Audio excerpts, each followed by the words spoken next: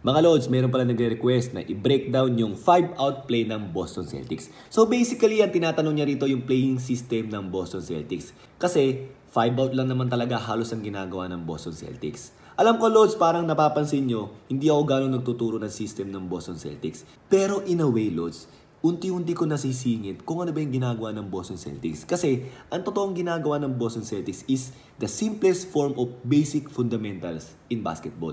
And makikita nyo nga sa playlist ko yan mga Lods eh. Nakikita nyo yan sa playlist ko na tinuturo ko yung mga fundamentals na yun. So kaya magulat kayo Lods, basic lang yung ginagawa ng Boston Celtics? Paano sila umabot ng finals?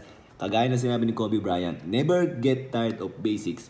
Never get tired of fundamentals. So kung basic lang yung ginagawa nila at fundamentals lang ng basketball yung ginagawa nila, paano sila nananalo? So ganito lang yung ginagawa nila Lods. Nagbibigay sila ng tamang screen. Gumagamit sila ng screen sa tamang sitwasyon. Kumakat sila ng tamang cut. Nagbibigay sila ng maayos na screen, nag-roll sila ng maayos, or nagpapapaw sila ng maayos. They are always making the right reads on the right moment. Kasi kahit anong skills ang meron ka, Lods, bababa at bababa yan sa read and react situation. So, Lods, bago ko ipakita sa inyo yung 5-out na ginagawa ng Boston Celtics, babalaan ko na kayo. Diba sinabi ko, basic fundamentals lang to. And even in high school, ginagawa nga lang drills yung play ng Boston Celtics. So, ito, papakita ko na sa inyo. So, mga Lods, magsisimula tayo sa 5-out. Yung 5-out na yan, Lods, actually, pwede nga yung ganito lang yun. Pasa mo dyan, kumat ka. Diba? Pagka na-libre, pasa mo. Kung hindi na-libre, mag-replace yan, mag-replace yan, mag-replace yan. So ngayon, Lods, pwede mong ipasa ulit sa gitna yan. Ikaw naman ang kumat. Pag wala nangyari, di ikaw mag-replace ka. Iba paano, Lods, pag kumat to at dumiretso nun, di ikaw mag-replace ka dito para magkaroon ng tamang spacing. Di ba? So ngayon, kung pinasa mo naman dito sa corner yan, kumat ka lang. Baka mapasahan ka. Pass, replace, replace, replace, replace. Di ba? Paano kung hindi pa rin pinasahan? Di mag-replace ka ulit kung gusto mo. Di ba? So ngayon, ibalik natin sa gitna, Lods. Nakikita ko, Lods, nag-i-screen sila eh. Pwede rin natin gawin yun. Gusto mo, pa-downscreen natin to. Ito, pa-downscreen din natin. Or kung gusto mo, mix. Ito, upscreen. Ito, downscreen. Pwedeng sabay yan. Di ba? Or pwedeng kung gusto mo, hindi sabay, isa lang. Yan. Ganun lang gagawin. Tapos ito, kumakat. Tapos ito, nag-replace. Ganyan. Bahala kang mag-mix. Gusto mo, ipasa mo naman dito yan. Tapos, mag-screen away kayo. Di ba? Yan. Ngayon, kung gusto mo, pasa mo dito, mag-screen away kayo dito, mag-downscreen ka rito, or kung gusto mo naman, mag-flare screen ka rito, para ito yung malibre, di ba? Porzingis, titira dyan. So, ganyan lang kasimple yung play ng Boston Celtics na pwede mong paggalu-haluin, ikaw bahala.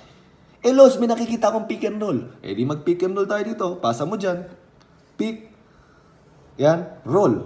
Kung walang nangyari dyan, Lods, pwedeng hugutin mo yan, mag-replace ka rito, yan, lumabas ka dyan. Kung gusto mo, Lods, pasa mo dyan, dito ka mag-screen. Pwede umangat ka rito, mag-roll ka rito. Ngayon, kung hindi yan napasahan, pwede kang lumabas dyan. Or kung tumuloy ito, pwede yung mag-ganyan. Di ba? Pasa mo dyan. Paano, Lods, pag pinasa naman sa poste, ginagawa kila Tatum. Pag pinasa dyan, gusto mo, spread out kayo. Or kumat ka dito. Yan. Or ito ang kumat. Di ba? Or kung gusto nyo, mag-screenan kayo. Actually, bahala kayo. Gawin nyo ang right reads. Kung nandaya ang depensa, kayo ang bahalang gumawa ng paraan para yung pandarayang ginagawa nila sa depensa is mag-pay sila. Kumbaga, if they cheat, make them pay. Lagyan natin ng depensa, Lods, para ipakita ko sa inyo kung gaano ba talaga kasimple to. So, ito, Lods, may depensa na, Lods. Unang-unang, Lods, pagbaba ng bola, kung kaya mo to, pwede mo nang atakihin yan. Kung kaya mo yan, atakihin mo yan. Ganyan ang Boston Celtics. I-shoot mo yan. So, ngayon, kunwari, pag-atake mo rito, Lods, ito ang humelp. Ikaw, magpapakita ka ngayon. Ipasa mo dyan, titira ka. Improve position kung tawagin. Making the right reads. Kasi nakita mo, yung tao mo nag-help, magpakita ka kung saan ka malilibre. Making the right reads. Hindi lang ang ball handle ang making the right reads, ha. Also, the off ball. Ganun kagaling ang Boston. So, ibalik ulit natin. So, Lods, masyado naman buhaya yan. Tira ng tira agad. Ipasa natin ng konti. Kung gusto mo, ipasa mo muna dyan. Tapos, mag-screen away ka. Ngayon, pag screen away mo dyan, tumama. Pagtanggap mo rito, pwede ka nang tumira. Ngayon, paano, Lods, kung hindi tumama? Nag-tail. Kung nag-tail siya, mag-curl ka. Making the right reads. Kasi dahil nag-tail siya, mag-curl ka. So ngayon, ipasa mo dyan. Di ba? Shoot. Paano, Lods? Pag ganyan mo rito, nag-help to. Pag pasa mo dyan, nag-help yun, pasa mo sa labas. Itira mo. Paano kung nag-help to? Pasa mo dito, makakatira siya. Ganyan ang Boston Celtics, ang hirap bantayan. Kasi nagsishare sila ng bola, they're always making the right reads kahit na nasa off ball. So ngayon, ibalik natin sa umpisa, Lods. May mga nakikita pa kayo, alam ko. So yun yung mga ibang gagawin natin. So minsan nakikita nyo, Lods, nagda-down screen dito. Diba? Umaangat to, libre, tira. O sige, pagpalagay natin sumunod, nag-curl, pasa, tira. Pag alam nyo na yung gagawin. Ganun kasimple lang. Nag-react sila sa sitwasyon. Always making the right read. Minsan kasi bumababa na kagad to eh. So pag ganyan, edi dito kayo papasa. Pag pumunta to rito, ito yung titira. So balik ulit natin sa sitwasyon, Lods. Napakadali lang, no? Minsan, Lods, may nakikita akong pumuposte. May nakikita ka mong pumuposte. Kunwari si Jrue Holiday, nakita mong pumoste. Edi ganito gawin natin. Ipasa mo yung bola dito. Flare, kunwari, papasa dito, biglang pag-help neto. Okay, minsan nag-switch sila, bahala sila. Pero pagbalik dito, pinasa. So kaya pagpasa dyan, mag-down screen ka dito. So ito, paglabas neto, tanggap ng bola, poposting ngayon si Jrue Holiday, mismatch. Pagpasa dyan, gusto nyo kumat, kung ayaw nyo kumat, gusto nyo iwan-on-one sila, ganyan. Actually, Lods, mauubos ang oras ko dito, 1 oras, 2 oras, maraming option to na pwede kong ipaliwanag. Pero, sumasandal lang sila doon sa basic fundamentals of basketball. Tamang pagbibigay ng screen, tamang paggamit ng screen, off-ball movement, making the right reads. Babarahan mo ko rito, dito ako dadaan.